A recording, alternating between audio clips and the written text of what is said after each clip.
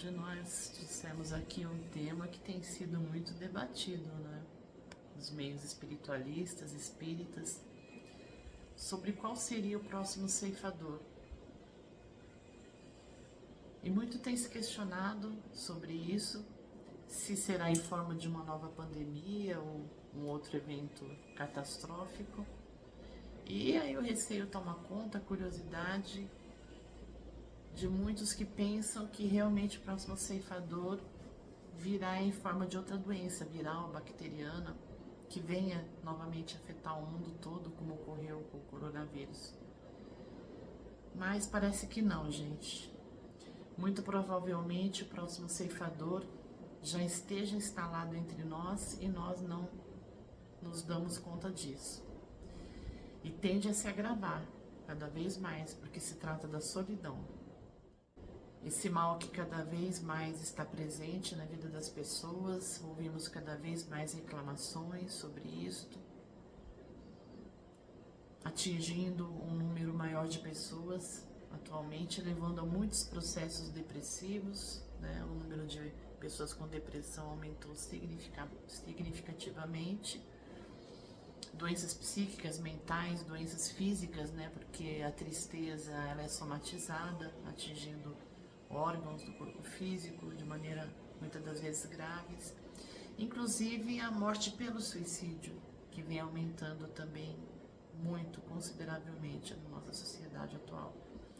E a solidão, gente, vem tomando conta do dia a dia das pessoas que emergem, né, nesse estado de solidão, nesse sentimento, nessa emoção negativa e são levadas, como a gente está falando, a processos depressivos muitas vezes profundos, porque as pessoas não aceitam, né, não estão aceitando a vida que estão levando, porque as pessoas estão se sentindo, pela narrativa que a gente ouve, desagregadas, desamparadas, como se estivessem soltas no mundo, sem exatamente um sentido, né, existencial profundo, porque nós sabemos que o relacionamento faz parte, né, da nossa vida, nós nos identificamos uns com os outros, somos interdependentes.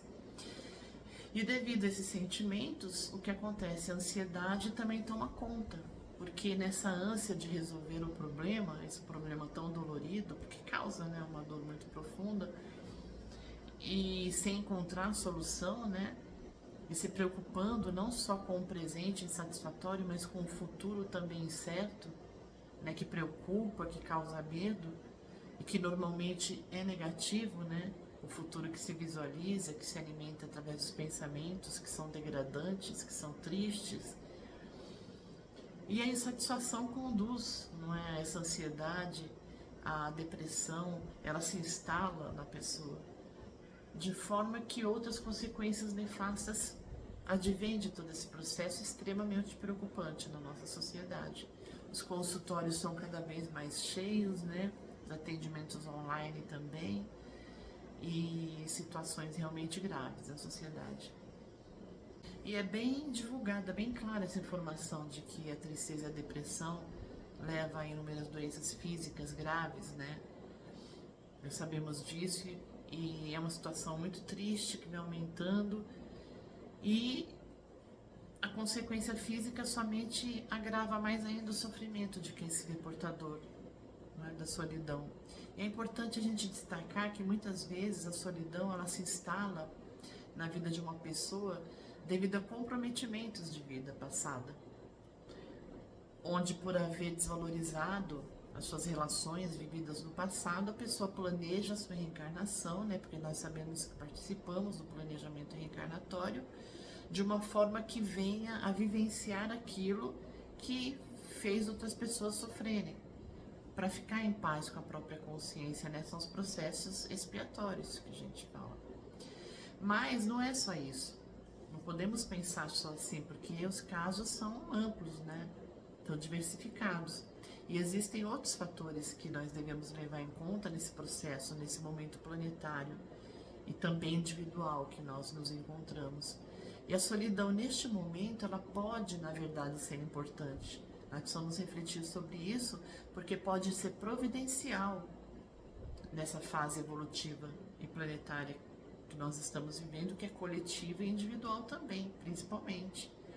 Porque o estado de interiorização, que deveria ser, na verdade, de solitude contemplativa, esse afastamento, né, ainda que temporário, das pessoas, essa divisão, convida às reflexões e ao autoconhecimento para que a gente possa fazer o autoexame do nosso papel, dos deveres perante a nós mesmos e perante o mundo. E para isso é preciso que se faça o balanço, né, das próprias falhas, dos potenciais. Isso é importante para que se faça um trabalho do desenvolvimento consciencial e espiritual que nós precisamos fazer. Esse trabalho só é possível ser feito quando nós estamos a sós. E é isso que a espiritualidade nos orienta, e é por isso que nós estamos falando sobre isso, para que aproveitemos essa fase de vida em que realmente está acontecendo essa divisão entre as pessoas.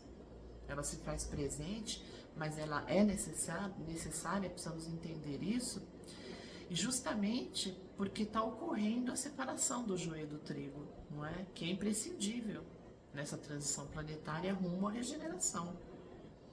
Então, a espiritualidade nos orienta que possamos aproveitar essa oportunidade de fazer essa reflexão sobre o auto-amor, sobre o autocuidado, que nos exige o trabalho realmente do autoconhecimento para fazermos esse balanço de vida, né? De como estamos levando a nossa vida, como estamos lidando com as nossas dificuldades, né? Com nossos potenciais, que aprendizado nós estamos fazendo, né? Das dificuldades que a vida nos apresenta, porque nós sabemos que os desafios vêm para aprendizado. Como nós estamos lidando com isso? E os nossos potenciais que todos temos, né, em germe, adormecido dentro de nós, ninguém é desprovido de potenciais. Ele só pode estar lá paradinho, esperando que se venha desenvolver. Então, para fazermos essa análise profunda sobre tudo isso, sobre a nossa responsabilidade conosco mesmo, com o corpo, com os compromissos que nós assumimos nessa encarnação, conosco mesmo, com os nossos relacionamentos diversos, porque se nós estamos aqui nesse momento planetário, né, com esses desafios, nesse momento de transição, porque nós aceitamos, ou pedimos, ou no mínimo aceitamos isto, né? A não ser com exceção das reencarnações compulsórias, que são exceções, que são raras. Então, gente, o autocuidado exige de cada um de nós que façamos o melhor para nós mesmos, em todos os sentidos, né? No cuidado com o corpo, com a alma, com a emoção, para que se possa fazer, né, o bem aos demais também, contribuindo para o bem do planeta, principalmente nessa fase que nós estamos. Essa é uma missão comum a todos nós, independente da missão individual, que cada um de nós tem também, é lógico. Todos temos a nossa missão individual também. Mas essa realmente é uma missão comum a todos nós, nos melhorarmos para podermos ajudar a melhorar o mundo. Então é preciso a gente entender, nós sabemos, que para podermos fazer o nosso melhor para o mundo, para o outro, para exercermos esse amor que Jesus veio nos ensinar, esse amor crístico, esse amor ágape, né? Para fazer bem aos outros é preciso, primeiro e antes de tudo, fazer bem a nós mesmos. Isso é feito como? Através do auto-amor, de fazer o bem a si mesmo antes de tudo. E em todos os sentidos, não é? No cuidado com o corpo, com a alma, com a emoção. Então, quando se pratica o autoconhecimento, se passa a valorizar quem se é. Os potenciais, as qualidades que possui, que todos nós possuímos, como estamos vendo, aguardando serem exteriorizados. Daí se passa a trabalhar para os lapidar de uma maneira melhor, para aumentar essas potencialidades, essas qualidades. Isso leva a gente a desenvolver a autoadmiração, né? O autorrespeito, a segurança, a força moral e emocional que nós precisamos ter. E por outro lado, nesse processo de interiorização, se percebe as próprias falhas também. Mas não num processo de culpa, né, que judia, que põe para baixo, que destrói, porque isso não ajuda nada, a culpa não ajuda nada, já falamos sobre isso.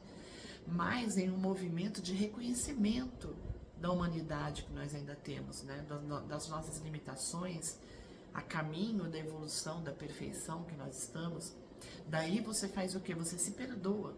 Se perdoando, você aprende a perdoar o outro também, se torna uma pessoa mais maleável, mais empática e tende a se corrigir e melhorar, né? Por não desejar ser cúmplice das próprias falhas. Porque não se culpar não significa ser cúmplice dos próprios erros, mas não se judiar e sim melhorar, aprender com os erros e modificar, se modificar. Isso exige essa consciência, essa expansão de consciência e humildade também, não é? Então é preciso que nós passemos a gostar da própria companhia. Então esse trabalho de interiorização, de autoconhecimento é justamente para isso, para esse reconhecimento, né, das falhas, das potencialidades, como nós estamos falando, para que nós passemos a apreciar o nosso jeito de ser, para que nós sejamos aquilo que nós desejamos, da forma que nós queremos, para que a gente se manifeste no mundo da forma ideal para nós, com a nossa própria essência, porque através do autoconhecimento nós trazemos à tona a nossa essência verdadeira, nosso eu superior, divino, não é? E passamos a apreciar nossa própria companhia. Então é preciso que nós passemos bem, cada vez melhor os momentos que nós estamos a sós, que nós sejamos felizes nestes momentos também, não só quando estamos com os outros.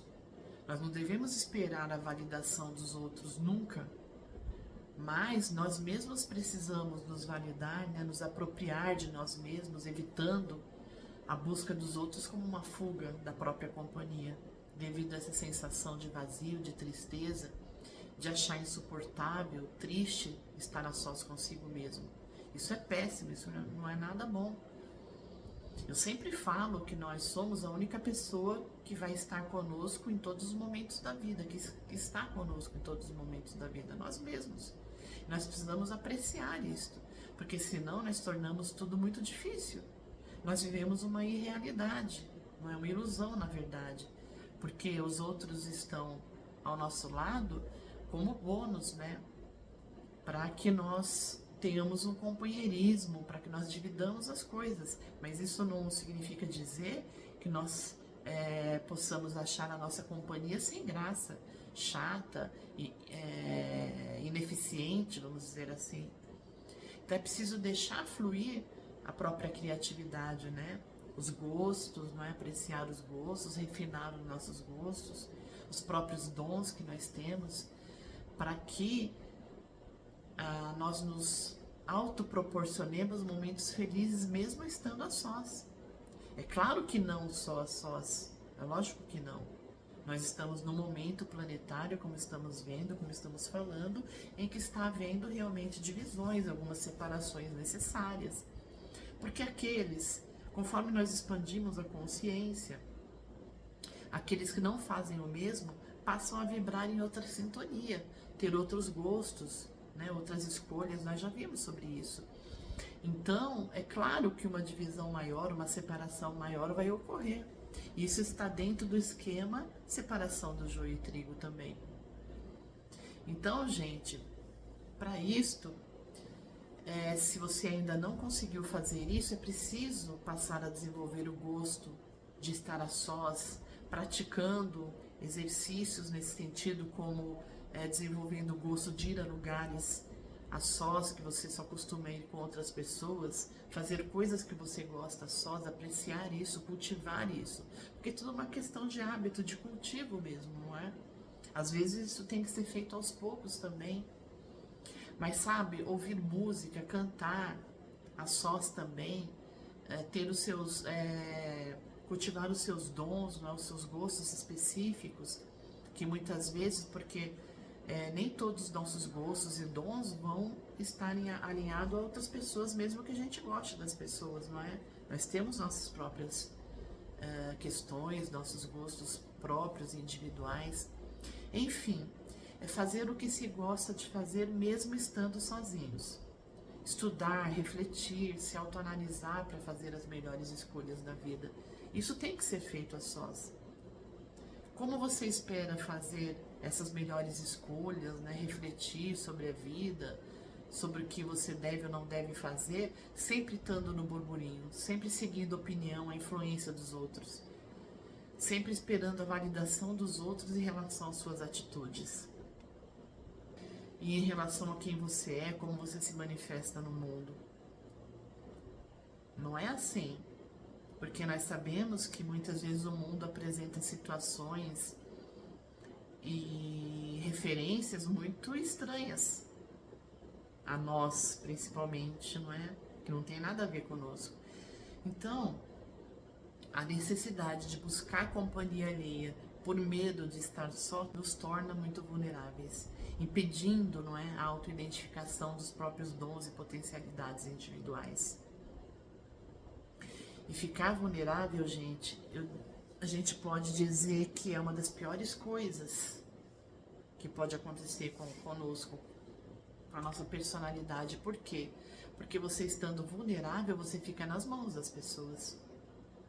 Você desenvolve medos, você desenvolve fragilidades diversas. Não podemos ser assim, não podemos fazer isso conosco mesmo. O Carl Jung, ele fala sobre o processo de individuação como sendo essencial para a saúde psíquica e emocional do ser humano, imprescindível, como sendo a meta, não é, existencial do ser humano. E a Joana de Ângeles corrobora esse pensamento do Jung quando ela afirma que somente alcançando a plenitude existencial se pode alcançar a paz e, portanto, a felicidade. Então, ambos estão dizendo a mesma coisa. Individuação, plenitude existencial, ambos os termos significam alcançar a verdadeira essência, ou seja, a condição de ser total, a totalidade do ser, que é o ser espiritual em sua maior pureza e essência, né? E o processo reencarnatório nos faz um convite, né? E serve justamente para o crescimento pessoal e espiritual. Isso exige o processo de individuação, que nada mais é do que a autodescoberta de quem se é, né? Do que te felicita realmente, sem se comparar, sem se identificar com as demais pessoas. Porque o que nós podemos, quando nós vemos pessoas que são exemplos, né, de honradez, de ética, de moral, né, como já tivemos muitas pessoas assim, né, muitos exemplos de missionários, de pessoas que passaram pelo mundo que realmente serve de bons exemplos para nós, nós podemos sim nos identificar no sentido de acharmos realmente essas pessoas um bom exemplo para ser seguido. É claro, mas isso não significa empanar a própria pureza, a própria essência para ser o que o outro é. Não é isto. É seguir bons exemplos, isso é diferente. Mas para isso há que se separar o que é um bom exemplo do que é um mau exemplo. O que é um exemplo de ética, de moral, de honradez, do que são os preconceitos, modismos ridículos que nada tem a ver com o bem, né, com o que é ético, com o que é belo, com o que é bom realmente. Com regras sociais arcaicas que só falam, no mais das vezes não é bom para nós. Como se todos fôssemos iguais, feito robôs, né? Para termos os mesmos corpos, os mesmos gostos, temos a mesma referência do que é felicidade na vida. Não. Nós temos que estar alertas que o que é bom para os outros não necessariamente será bom para nós, ao contrário disso, pode ser muito ruim para nós. Então precisamos ter esse senso. E o processo de individuação é indispensável para a felicidade humana. E é importante a gente frisar que a individuação, nesse caso que estamos colocando, é muito diferente do individualismo. Pode ser confundido, mas não é. É completamente diferente. Porque no individualismo existe o componente do egoísmo. É quando a pessoa deseja tudo de bom somente para ela, sem se preocupar com os demais. Ou seja, ela vive egoisticamente somente em torno da própria vida. E isso está ligado ao apego, não é? Aos apelos do apego à matéria, que por sua vez está ligado ao primitivismo das sensações básicas humanas. E é disso que nós queremos nos afastar, né? Justamente o contrário disso. E a individuação é o contrário disso. Não existe na individuação o egoísmo, mas é o contrário, uma vontade grande de dividir, né, a tua conquista, a tua alegria com os demais.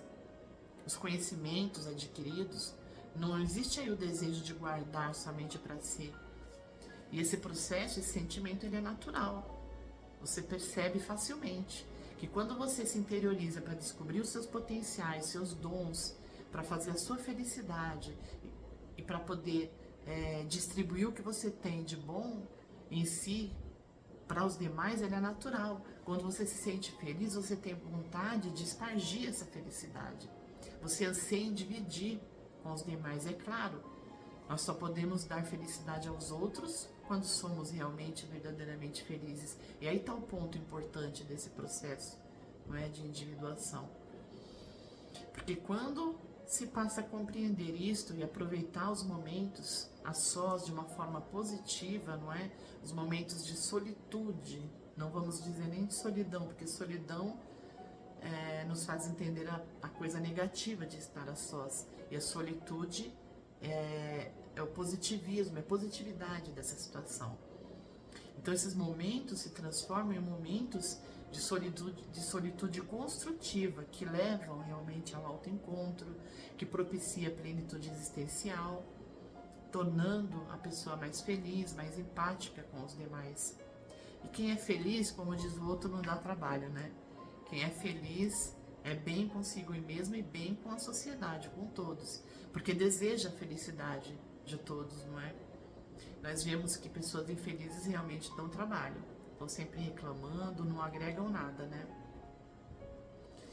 Quem é feliz não, é diferente, porque não vê sentido de ser feliz sozinho. Quanto mais você descobre a chave para o bem-estar, não é? Quanto mais você se auto-admira, você tem segurança, você tem plenitude, mais você tem desejo de dividir isso com as pessoas. E isso cresce a cada dia mais, a gente pode perceber isso facilmente. A pessoa passa a amar pelo prazer de amar, porque não mais precisa do outro para o validar, não é? Mas sim para dividir momentos felizes, para ter companheirismo, não é? Porque a partir disso a companhia das pessoas passa a ser um bônus, uma escolha e não uma necessidade. Não se sofre mais por isso, né? Não se fica vulnerável a isso. Daí você passa a desenvolver relações saudáveis de parceria e não mais de dependência. Gente, isso é libertador, é completamente libertador. Porque eu volto a dizer, ficar vulnerável na mão das pessoas é muito aprisionador. É completamente aprisionador, é muito triste. Você, quando se liberta disso, você passa a desenvolver relações verdadeiras, né? Não sentindo necessidade de ser servido pelas pessoas, mas simplesmente de curtir a companhia das pessoas, de apreciar isso, não é? Então, através do processo de individuação, de busca da completude, né, da completude existencial, você passa a vivenciar algo muito importante, que é o desapego e, portanto, a invulnerabilidade. Essa é a meta, essa é a ideia. Não há como ser feliz e pleno sem exercer o desapego, porque quem é apegado se torna frágil mesmo, vulnerável, com medos diversos, né, com as emoções instáveis. O desapego, ele é imprescindível para alcançar a paz, a segurança, não é? Para derrubar os medos, o desapego de tudo, das coisas, mas principalmente das pessoas. E isso não significa se tornar indiferente às pessoas. Eu acho que está ficando bem claro aqui para nós que é o contrário disso. Você desenvolve relacionamentos totalmente desinteressados, saudáveis, porque você passa a ver e sentir as pessoas e tratar as pessoas como parceiros de vida, de caminhada, de jornada espiritual, né? Não mais como pessoas que você possui para que realizem as tuas vontades, para que te sirvam. Isso é simplesmente a libertação, a melhora das relações com os outros, mas sobretudo a melhora da relação consigo mesmo.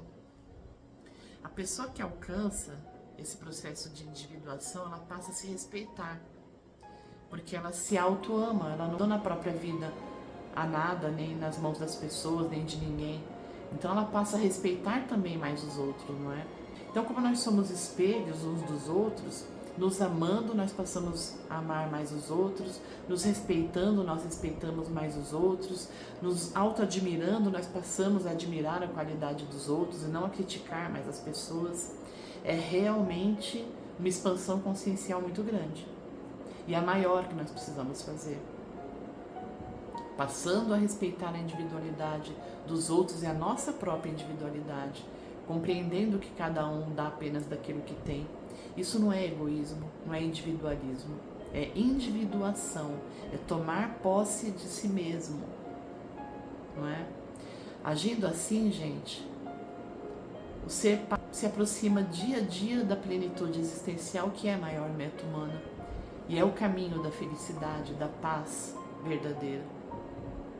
Então, finalizando aqui a nossa reflexão de hoje, os ditos ceifadores, que muito se fala, né, deste processo de transição planetária, que, segundo dizem, não é, vem para colher as almas, né, dos seres humanos para conduzir cada um ao seu lugar no além, eles servem, pelo que nós vimos no caso da pandemia do Covid, para fazer um balanço, não é, na humanidade, como um alerta, conduzir a humanidade à autorreflexão, não é, a esse balanço, nos auxiliando a tomar posicionamentos mais adequados, mais corretos, diferente daqueles que nós vínhamos tomando anteriormente a esses eventos.